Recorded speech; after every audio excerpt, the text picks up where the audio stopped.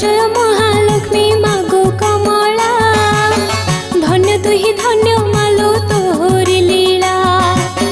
साधवा नारी करती सुदशा व्रत जनमानस रे ही व्रत विख्यात प्राय ओषा व्रत पड़े तिथि बार रे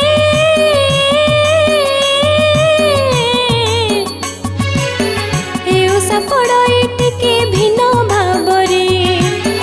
तिथि बार भिन्न जे ओषा पड़ई जोग जो व्रत बोली ता नाम हुई सुदशा व्रत भी एक जोग जो व्रत नारी माने पाली थांती मिसी समस्त जेउ मास शुक्ल पक्ष दशमी दिन